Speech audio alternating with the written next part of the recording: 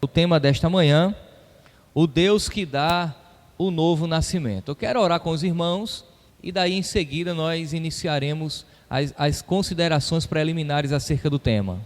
Mas vamos orar ao Senhor, vamos elevar a Deus o nosso sentimento, o nosso desejo de aprender mais dEle nessa manhã, ok?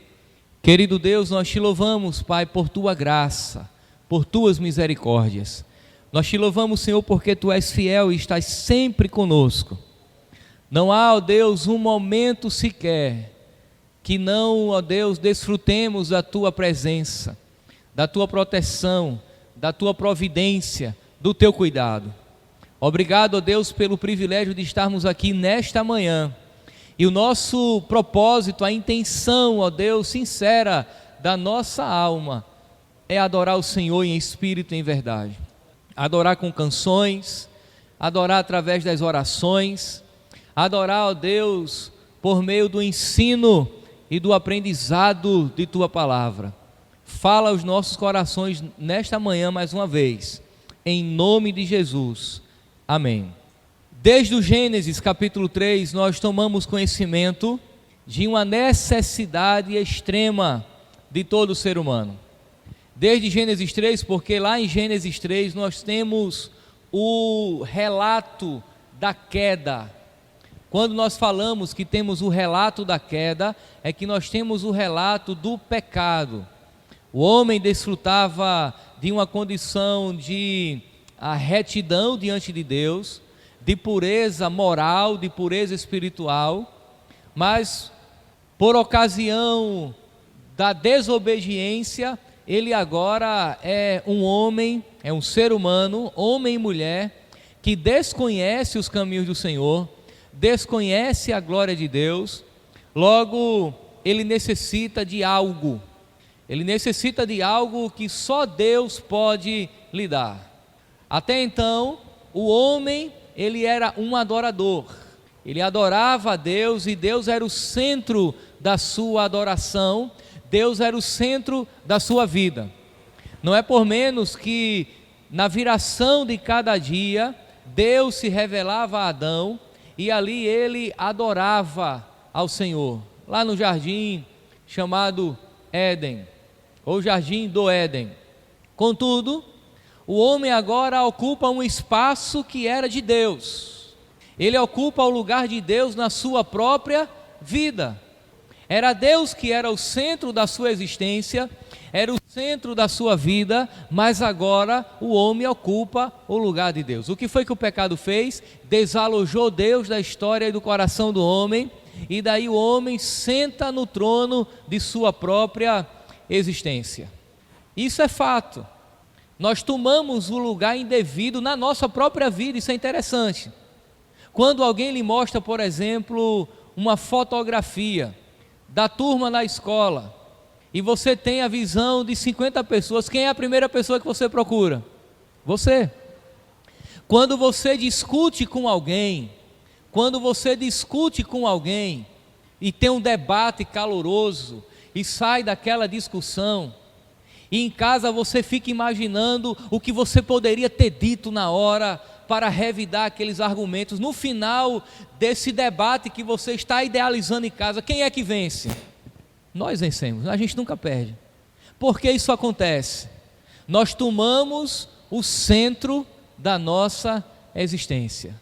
Nós sempre nos colocamos em um lugar de primazia, estamos sempre na liderança. Mesmo que isso seja uma pura fantasia da nossa cabeça, nós não admitimos ser o segundo. Somos sempre o primeiro. A gente não admite nenhum empate, a gente sempre vence, imagine perder. O pecado traz isso à existência dos seres humanos. O homem caiu, ele desfruta agora de pecado, de imoralidade, e isso significa morte espiritual e separação de Deus. Logo, qual a resposta para a pergunta do que o homem mais precisa? Nós poderíamos imaginar coisas talvez materiais e fazer uma lista de utensílios, de sonhos e de realizações que queríamos que fosse realizado em nossa vida. Mas não é disso que nós mais precisamos. A palavra de Deus diz que o que o homem mais precisa é nascer de novo. Nascer de novo, ok? Essa expressão é utilizada no texto bíblico, principalmente no texto de João capítulo 3, é o texto que iremos ler já já, mas que ela traz um peso teológico muito grande. Nascer de novo aqui, biblicamente falando, na abordagem que nós iremos fazer, não é simplesmente um melhoramento no caráter do homem, não é uma simples reforma, é fazer de novo. Nós precisamos ser refeitos novamente, e só quem produz essa nova criação em um ser humano que era bom e agora é mau, em um ser humano que era fiel a Deus agora é infiel, é o próprio Deus. Quando o nosso carro quebra, por exemplo, ou sofre uma colisão com outro carro, nós levamos a uma oficina para que ele seja reformado. Fica como novo, mas não é novo, ele foi reformado. Mas o que está acontecendo conosco não é uma reforma aparente, não é uma leve pintura maquiando o mal que está em nosso coração. O que acontece conosco a partir do momento que Deus intervém em nossa vida, de fato, é Deus nos fazendo de novo, um novo nascimento ou uma nova criação. Vamos ler, portanto, João capítulo 3, a partir do verso 1 até o 15. João capítulo 3, verso 1, diz assim: havia entre os fariseus um homem chamado Nicodemos, um dos principais dos judeus. Este de noite foi ter com Jesus e lhe disse: Rabi, sabemos que és mestre vindo da parte de Deus, porque ninguém pode fazer estes sinais que tu fazes, se Deus não estiver com ele. A isto respondeu Jesus: em verdade te digo, se alguém não nascer de novo, não pode ver o reino de Deus. Perguntou-lhe Nicodemos: como pode um homem nascer sendo velho? Pode porventura voltar ao ventre materno e nascer segunda vez? Respondeu Jesus: em verdade te digo, quem não nascer da água e do Espírito não pode entrar no reino de Deus. O que é nascido da carne é carne, e o que é nascido do Espírito é Espírito. Não te admires de eu te dizer, importa-vos nascer de novo. O vento sopra onde quer, ouves a sua voz, mas não sabes de onde vem nem para onde vai. Assim é todo o que é nascido do Espírito. Então lhe perguntou Nicodemos: como pode suceder isto? Acudiu Jesus: tu és mestre em Israel e não compreendes estas coisas? Em verdade te digo que nós dizemos o que sabemos e testificamos o que temos visto. Contudo, não aceitais o nosso testemunho. Se tratando de coisas terrenas não credes, como crereis se vos falar das celestiais? Ora, ninguém subiu ao céu, senão aquele que de lá desceu, a saber, o Filho do homem, que está no céu. E do modo porque Moisés levantou a serpente no deserto, assim importa que o Filho do homem seja levantado, porque para que todo aquele que nele crê tenha a vida eterna. Essa linguagem do novo nascimento, o que ela significa? É interessante porque nós vivemos constantemente em função do novo. A gente vive em função do novo. O sapato fica velho, nós compramos o novo. O carro fica velho, nós compramos o novo. Na realidade, no que diz respeito à indústria automobilística, você é sempre induzido a comprar o novo. Não é por menos que no ano de 2016 eles lançam um carro do futuro. Eles lançam o modelo 2017. E eles têm a capacidade de fazer com que a gente creia piamente que nós estamos em um ano vivendo no outro. E gera ansiedade no coração: eu quero ter o carro do ano que vem. Nós vivemos em função do novo. Mas o que significa ter o novo nascimento? Significa mudar o nome da pessoa? Significa que nós vamos uma nova identidade, uma nova a filiação partidária, por exemplo, necessariamente não tem nada a ver com isso. O novo nascimento tem tudo a ver com regeneração. É uma expressão teológica para mostrar que o indivíduo foi redimido, ele foi transformado em sua conduta moral e foi religado a Deus. A regeneração é uma intervenção de Deus na vida do ser humano pecador, convertendo o seu coração novamente a Deus. Isso é regeneração.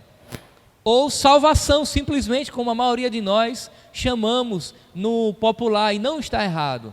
Portanto, salvação, regeneração ou novo nascimento, tudo é a mesma coisa. Uma intervenção de Deus na vida do homem pecador, da mulher pecadora, religando novamente consigo mesmo. É a realidade que Jesus apresenta aqui a Nicodemos. Pelo que sabemos, a palavra nascer de novo não era usada comumente nos dias de Jesus, principalmente no mundo judaico em que ele vivia, até que ele criou essa expressão, nascer de novo, ou ser criado novamente. Por isso que nós vamos tentar aqui compreender algumas coisas acerca disso que Jesus falou, mostrando essa realidade de um novo nascimento, ou de regeneração, ou da salvação. Entendendo que nós partimos do princípio de que todo ser humano está caído em seu pecado. Deus já não é mais o centro de sua vida, Ele tomou a liderança da sua vida e isso lhe trouxe tragédia. Portanto, ele precisa de novo nascimento. O que Jesus realmente disse sobre o novo nascimento? Eu quero lhe chamar a atenção a alguns detalhes aqui no texto do capítulo 3 do Evangelho de João. O texto diz que um homem chamado Nicodemos buscou Jesus e era noite. O texto diz algumas coisas sobre Nicodemos. Diz que Nicodemos era um fariseu. Na condição de fariseu, Nicodemos, ele fazia parte desse partido religioso. Geralmente os fariseus, eles são muito atingidos, eles são muito massacrados, porque era aquele grupo que constantemente entrava em choque com Jesus. Eles de fato eram legalistas, mas eles não eram em todo ruins. É interessante porque os fariseus, eles eram zelosos pela lei. Eles observavam bem a lei. A grande questão é que eles eram extremistas. Eles não conseguiam compreender, por exemplo, que toda a lei apontava para Cristo. Eles não conseguiam compreender, por exemplo, que toda a lei tinha um fim, e o fim dela era o próprio Cristo. Os fariseus, eles eram zelosos pela lei. Eles eram legalistas e por conta desse legalismo, eles acabavam descumprindo a lei, eles eram exagerados demais no que diz respeito a isso. Contudo, nós não podemos deixar passar o fato de que eles eram zelosos. Nicodemos era um fariseu.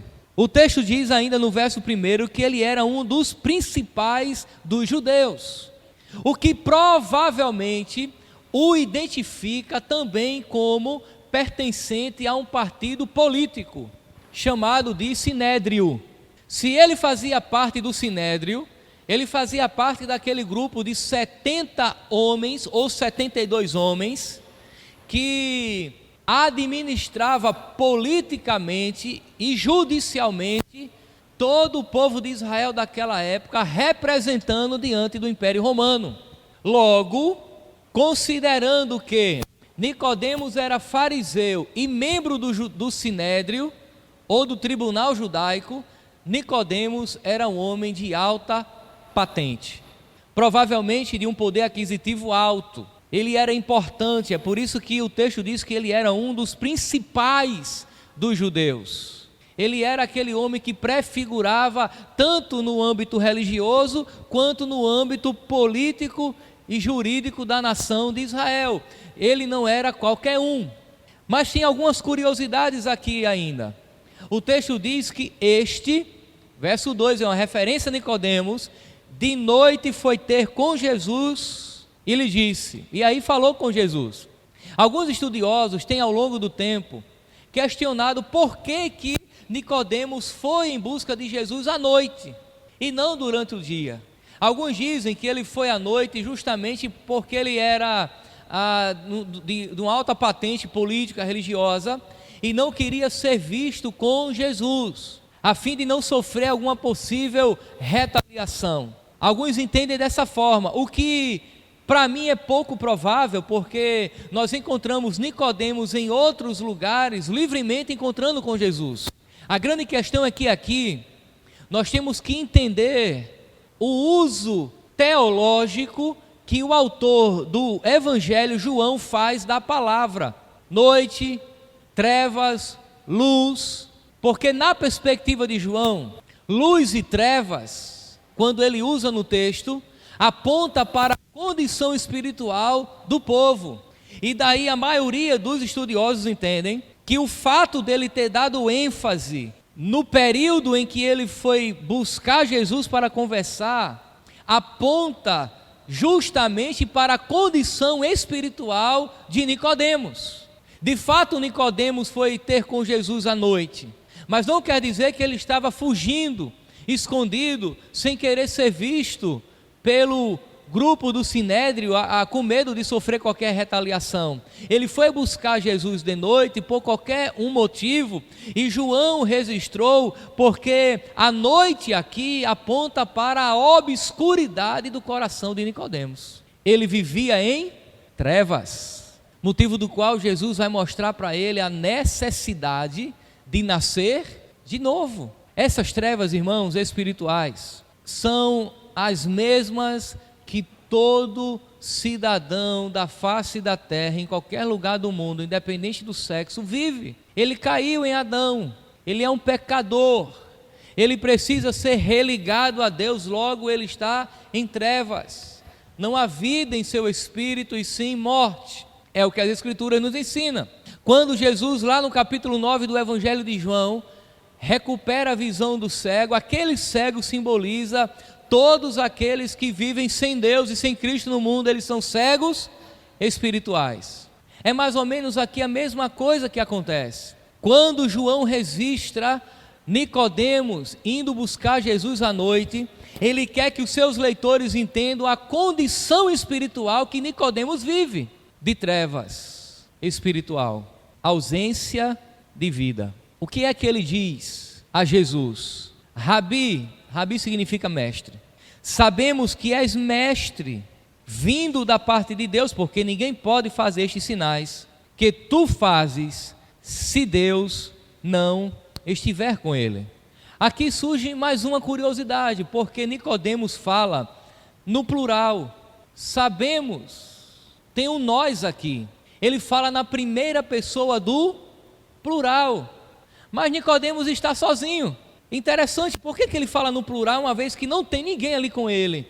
Ele poderia, por exemplo, estar com a comitiva e dizer: olha, mestre, nós do Sinédrio, ou nós fariseus, sabemos que o Senhor opera milagres, mas ele está sozinho, não tem ninguém ali com ele. E querer conjecturar que ele quis se referir a um grupo que estava com ele, sem termos a certeza que estava, impor muita coisa ao texto.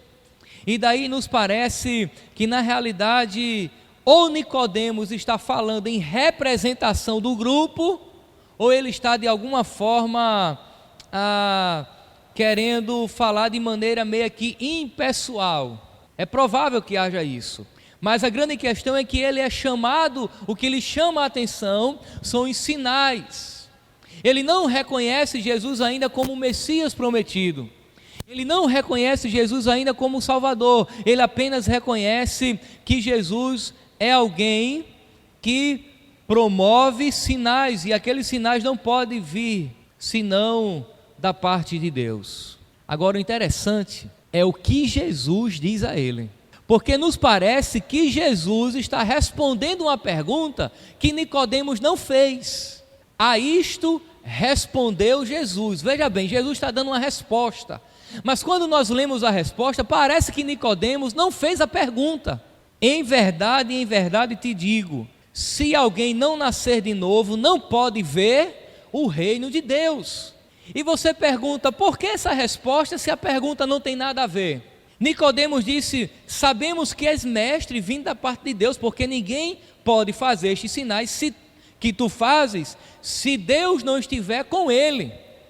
Aí Jesus diz, Nicodemos, em verdade te digo, se alguém não nascer de novo, não pode ver o reino de Deus.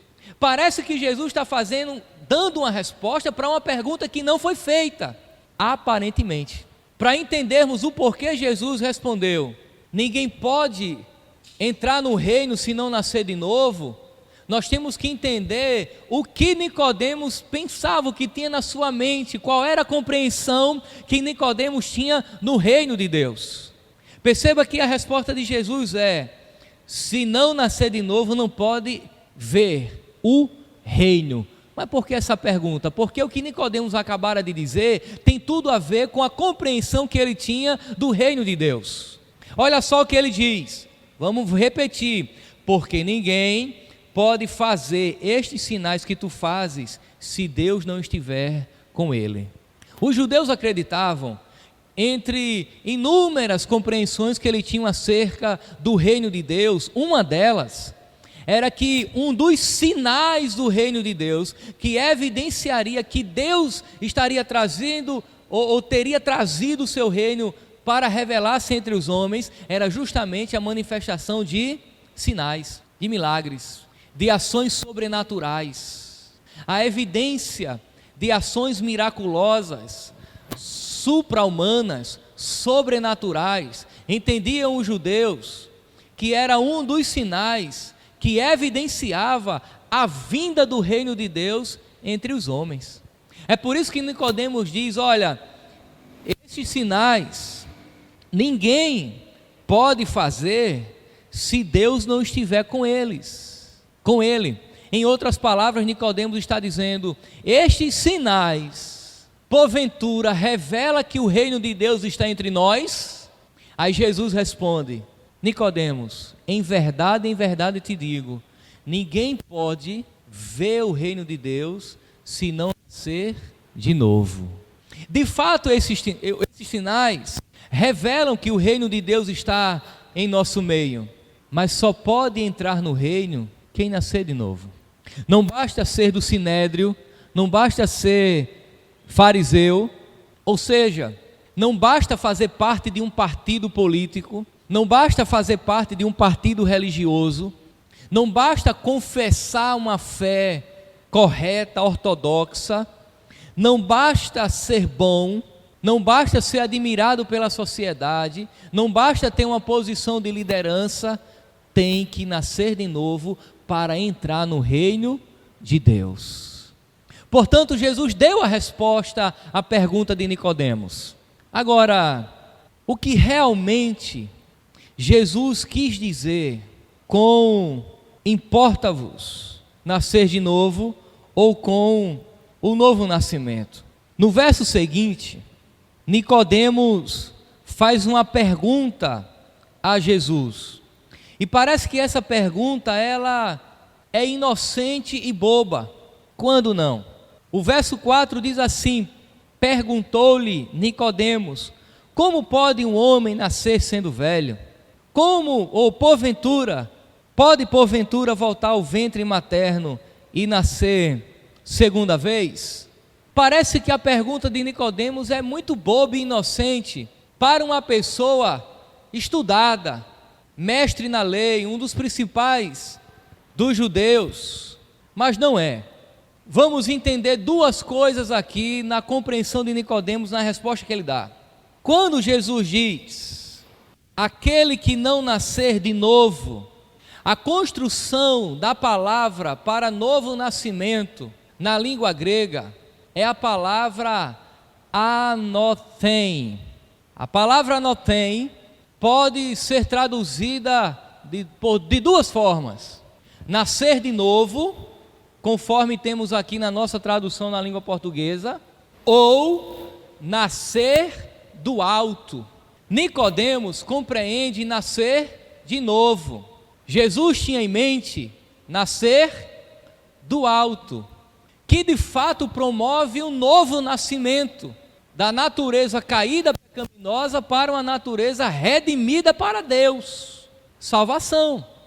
Mas Nicodemos, nós não podemos achar que ele foi tão inocente de achar que Jesus estava falando de o indivíduo voltar ao ventre materno da mãe e nascer de novo. É muita inocência. Quando nós analisamos a construção de toda a frase, Nicodemos está sendo irônico. Ironia. Quer dizer que para eu entrar no reino de Deus, eu vou ter que entrar de novo no ventre da minha mãe? Ironia. As palavras de Nicodemos recheada de ironia e não de inocência na compreensão teológica. A isso, Jesus responde novamente. Verso 5: em verdade te digo, quem não nascer da água e do Espírito, não pode entrar no reino de Deus. Jesus agora, ele fala a mesma coisa de uma forma diferente. Perceba que no verso 3, ele diz que quem não nascer de novo. No verso 5 ele diz que não nascer da água e do Espírito. No verso 3 ele diz, não pode ver o reino de Deus. No verso 5 ele diz, não pode entrar no reino de Deus. Jesus ele está falando a mesma coisa de uma forma diferente. É o que na interpretação bíblica a gente chama de paralelismo. Ou Jesus está fazendo uso de termos intercambiáveis. É a mesma coisa. O que é que acontece aqui agora? Jesus ele está pensando em algo que ele sabia que Nicodemos sabia. As promessas do Antigo Testamento, em que Deus prometeu dar ao seu povo um novo coração. Mas necessariamente, à luz do verso 5, Jesus está em mente o capítulo 36 do profeta Ezequiel. Vamos todo mundo para lá? Ezequiel capítulo 36, verso 25. Ezequiel 36, verso 25. Todos encontraram? Ezequiel 36, verso 25. Olha só o que diz: então aspergirei água pura sobre vós, e ficareis edificados. De todas as vossas imundícias e de todos os vossos ídolos vos purificarei. Dar-vos-ei coração novo, e porei dentro de vós espírito novo. Tirarei de vós o coração de pedra, e vos darei coração de carne. Porei dentro de vós o meu espírito, e farei que andeis nos meus estatutos. Guardareis os meus juízos e os observeis. Ok, até aí.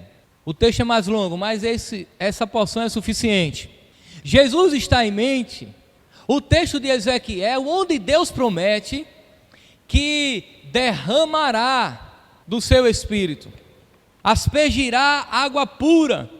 Perceba que no verso 25, o texto diz: aspergirei água pura sobre vós, e ficareis purificados, identificando uma purificação moral. Ao passo que no verso 27 do capítulo 36 do profeta, ele diz: porei dentro de vós o meu espírito. Portanto, nascer de novo, nascer da água e do espírito, quer dizer uma mesma ação de Deus vinda do alto, transformando moralmente e espiritualmente o indivíduo. Alguns, ao longo da história da igreja, associaram, por exemplo, esse nascer da água com a água do batismo, o batismo nas águas, e o nascer do Espírito como sendo, de fato, o novo nascimento. Aqui não tem dois batismos aqui não são dois elementos. Quando o texto diz nascer da água e do Espírito, água e Espírito, assim como nascer de novo, quer dizer a mesma coisa. Até porque no texto original não tem água e do Espírito. No original não tem o do. No original tem apenas água e Espírito. O do foi uma falha na tradução. Água e espírito e nascer de novo é a intervenção do Espírito de Deus, transformando o coração que está em trevas, trazendo novamente para Ele. Aí, nós temos agora Jesus identificando a Nicodemos o processo das coisas. No verso 6, o que é nascido da carne é carne, e o que é nascido do Espírito é Espírito. Não te admires e eu te dizer, importa-vos nascer de novo. Nicodemos, o que nasce por meio natural é natural, o que nasce do Espírito é Espírito. Jesus deixa claro que cada espécie dará a sua própria espécie. Cachorro vai dar cachorro, vaca vai dar vaca, mas o que é nascido do Espírito é Espírito. E diz novamente a Nicodemos que ele precisa nascer de novo. Como é que nós podemos aplicar o texto e tudo aquilo que ouvimos até aqui às nossas vidas? Há uma necessidade gritante no coração de todo ser humano que é de ter essa experiência. O homem é pecador e para que ele se aproxime de Deus novamente é necessário que ele nasça de novo. Há uma segunda realidade aqui: ele não pode produzir em si mesmo um novo nascimento, porque se ele está morto, ele não pode produzir vida em si mesmo. Logo, ele necessita de uma intervenção de Deus em sua vida para que haja esse novo nascimento. E é o que Jesus está apresentando a Nicodemos. Uma terceira lição que nós podemos tirar aqui é que posição social também não resolve o problema. Nicodemos era do partido alto, Nicodemos era da alta corte, do sinédrio judaico, era fariseu, mas precisava de ter uma experiência de salvação verdadeira. Uma outra lição que podemos tirar aqui é que a religiosidade também não promove novo nascimento ou regeneração. Nicodemos era do grupo dos fariseus, era dos homens mais religiosos, um dos grupos mais religiosos de sua época. Tinha os fariseus, tinha os saduceus, tinha os escribas, mas os fariseus eles eram dos mais zelosos pela lei. E para este homem, Jesus está dizendo: você precisa nascer de novo. Então não importa quantas vezes a pessoa vem à igreja, é importante. Não importa se ela é da religião A, B, C, D, não importa o que ela tem feito no mercado da fé, ela tem que ter uma experiência particular com Deus, que promove vida espiritual, lhe conduzindo novamente ao Criador. Porque até então ele está com Nicodemos, indo ter Jesus de noite, o que aponta para a obscuridade do seu coração e as trevas que ele está envolvido. Só pode desfrutar das benesses do reino, só pode desfrutar das bênçãos do reino de Deus aquele que teve essa experiência promovida pelo próprio Deus. O que é natural, o que é espiritual. Agora, por que Jesus podia falar de novo nascimento? A resposta está justamente no verso 13, dos versos 11 a 13. Mas vamos ler a partir do 9. Vamos ler o 8, acho que vai esclarecer melhor. O vento sopra onde quer, ouves a sua voz, não sabes de onde vem nem para onde vai. Assim é todo o que é nascido do Espírito. Há uma interpretação equivocada desse texto. Alguns já interpretaram esse texto da seguinte forma: olha, aquele que é nascido de novo, ele é como o vento, ele vai para onde o Espírito levar. Não é bem assim, não é isso que o texto está dizendo.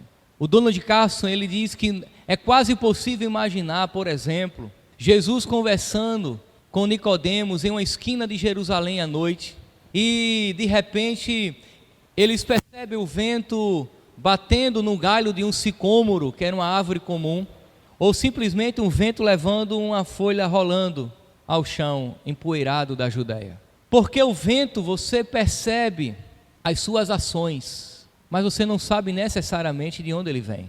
Hoje, com os equipamentos meteorológicos modernos, é possível saber de onde ele vem e para onde ele vai, se ele é cíclico ou é encíclico. Mas naquela época não, e muito menos seria complicado exigir-se Nicodemos. Mas o que Jesus está usando, a figura é que você percebe os efeitos dele, mas você não sabe de onde vem. Assim é todo aquele que é nascido do Espírito, ou seja, Nicodemos, é possível você perceber os efeitos do Espírito na sua vida, mesmo que você não saiba de onde ele vem. O Espírito que promove vida é o Espírito Santo. E o Espírito Santo, que Nicodemos necessariamente não sabia de onde vinha, que produziria vida nele, iria promover os efeitos dessa vida. Os efeitos, mesmo que Nicodemos não pudesse explicar o que havia acontecido com ele, ou o que poderia acontecer com ele, com essa intervenção do Espírito na vida dele, ele deveria evidenciar que o Espírito estava nele. Assim é todo aquele que é nascido do Espírito. Aquele que é nascido do Espírito não governa o Espírito que vem sobre ele, simplesmente veio, não sabe explicar. Mas aquele que é nascido do Espírito tem que evidenciar os efeitos desse nascimento espiritual. O que é que Jesus estava dizendo a Nicodemos? Quem é nascido de novo dá evidências de um novo nascimento. Quem é nascido de novo, Nicodemos, não permanece em trevas. Quem é nascido de novo, Nicodemos, não permanece na prática do pecado. Quem é nascido de novo, Nicodemos, tem um coração que foi iluminado pelo Espírito. Quem é nascido de novo, Nicodemos, ele foge da mentira, da desonestidade, da impureza moral. Ele evidencia em sua vida prática o fruto desse novo nascimento. Você lembra da pregação de João Batista, quando ele diz: arrependei-vos, pois é chegado o reino de Deus, e lá na frente ele diz assim: arrependei-vos e deis frutos dignos de arrependimento. Assim é todo aquele que é nascido do Espírito.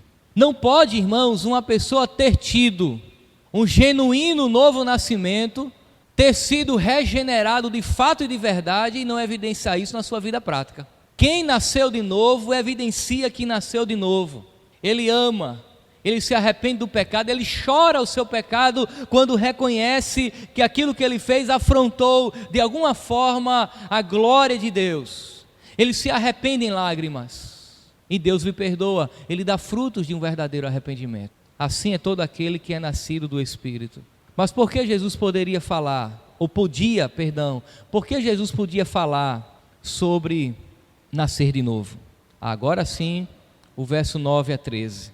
Então lhe perguntou Nicodemos: como pode suceder isso? Acudiu Jesus: tu és mestre em Israel e não compreende estas coisas? Em verdade te digo que nós dizemos o que sabemos e testificamos o que temos visto. Contudo, não aceitais o nosso testemunho. Se tratando de coisas terrenas, não me credes? Como credes se vos falar das celestiais? Ora, ninguém subiu ao céu senão aquele que de lá desceu, a saber, o Filho do homem que está no céu.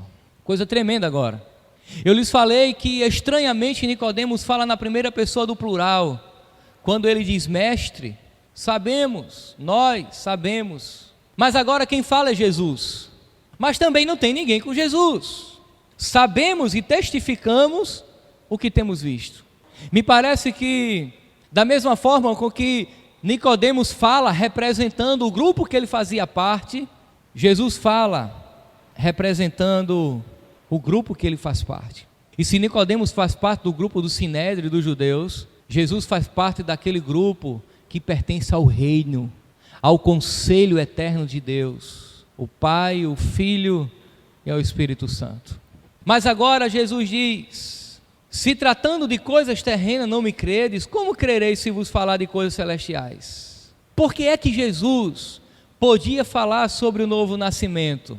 O verso 13 responde: ninguém subiu ao céu senão aquele que de lá desceu, a saber, o Filho do homem, porque ele habita nos céus. Ele está falando daquilo que é próprio do céu. Ele está falando, irmãos, aquilo que Jesus, ele está falando daquilo que ele conhece, porque Ele habita nos céus, Ele sabe da necessidade de todo ser humano. E é justamente dos céus que vem o novo nascimento. É justamente do céu que vem esse nascimento do Espírito que transforma vidas. Mas aqui cabe uma outra pergunta. A pergunta é: como Jesus produz o novo nascimento no coração do pecador?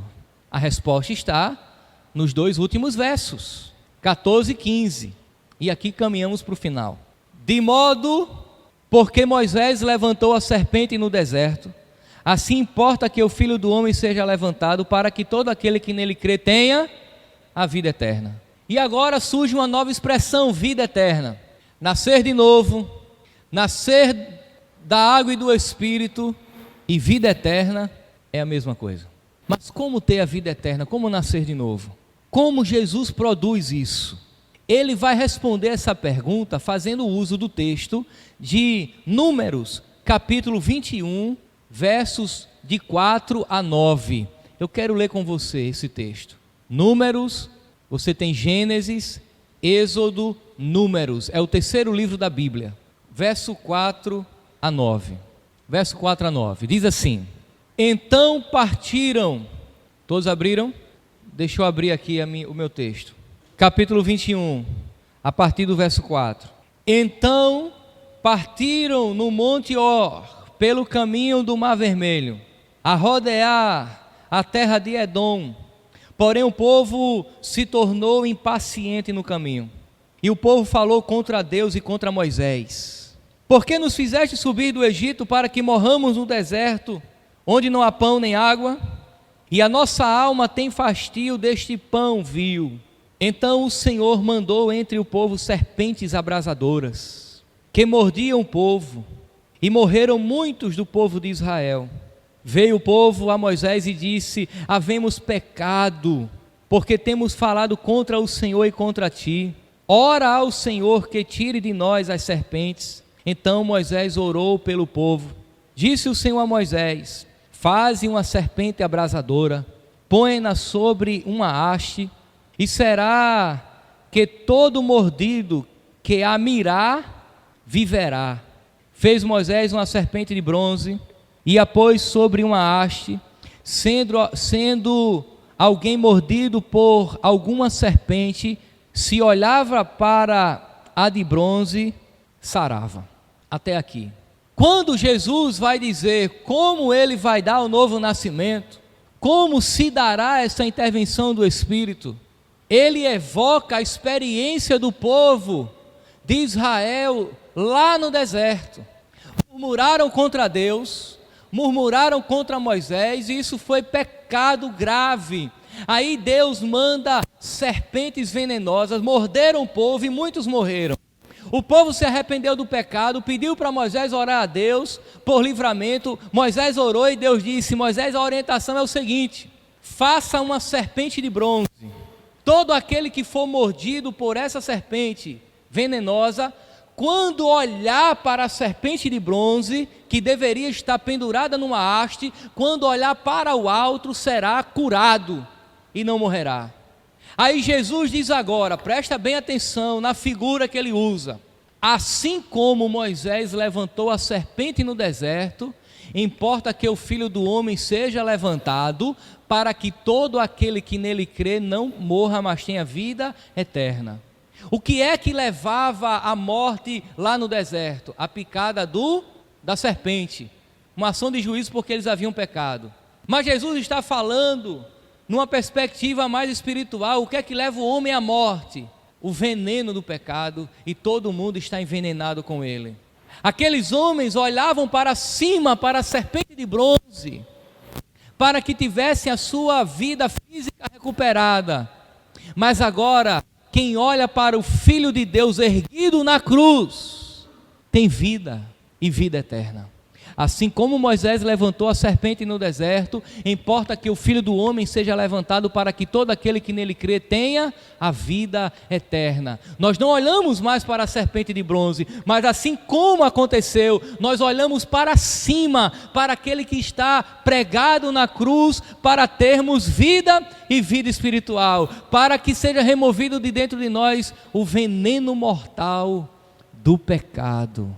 A grande questão agora é que toda essa intervenção espiritual que vem do alto, levando o indivíduo à salvação, só é dada por intermédio de Jesus e este crucificado. Sem um Cristo crucificado não há, irmãos, salvação. Não há como haver salvação. O milagre da salvação só acontece quando nós nos aproximamos da cruz. Enquanto que o veneno do pecado nos conduz à perdição eterna, a cruz é o antídoto, é a solução, é o remédio na medida exata, na dose certa para a enfermidade espiritual chamada pecado que nos conduz à condenação. E aqui, a bênção é a bênção da vida eterna. A expressão aqui no original é Zoe Aionios, vida eterna. Zoe, vida eterna. É essa vida, irmãos, que nós precisamos. Não é uma vida biológica necessariamente. Não é uma vida biológica. É uma vida eterna. É um novo nascimento, é uma regeneração. É quando Deus em Cristo crucificado transforma a nossa natureza e nos recebe novamente em sua presença. Mas para isso é necessário olhar para a cruz, é necessário olhar para Cristo, é necessário olhar para a crucificação, é necessário receber a mensagem da cruz, revelada na cruz em nossa vida. Ou continuaremos enfermos e eternamente enfermos. Onde que está a cura para toda a tragédia moral e espiritual dos seres humanos? Na cruz de Cristo. Onde que está a cura para o desespero da nossa alma, para a angústia que às vezes assola o nosso coração, para as incertezas do futuro? Onde está a solução para aqueles que não sabem o que vai acontecer se partir para a eternidade agora, aqui neste momento? Na cruz de Cristo. Onde está a solução para os rebeldes, que se deleitam no seu pecado, achando que estão fazendo a coisa certa, quando estão se rebelando contra Deus? Onde está a solução para os murmuradores, a semelhança dos que estavam no deserto, que reclamavam de tudo? Deus estava cuidando, mandando água, mandando comida, mandou um líder, mas eles reclamavam tanto da comida, tanto da bebida, quanto de Deus e assim também do líder. Está na cruz de Cristo. Quando todos se curvam à cruz de Cristo, recebe o remédio da salvação, da vida eterna. É assim que Jesus traz o novo nascimento a todos nós e a todos aqueles que crerem ou que crerão. Amém, irmãos? Vamos orar ao Senhor e em seguida a gente abre a oportunidade para que os irmãos possam fazer as suas perguntas. Vamos orar a Deus. Você já experimentou um novo nascimento? Você já experimentou essa experiência? Você já olhou para o alto, para o Cristo erguido na haste, na cruz? Eu não estou querendo levantar dúvidas acerca da sua salvação. Eu estou tentando conduzir você a refletir acerca dela. Você tem produzido os frutos dela? Vamos orar ao Senhor. Querido Deus, nós te louvamos por tua graça, Pai, por tuas misericórdias. Nós te louvamos por Jesus Cristo e este crucificado.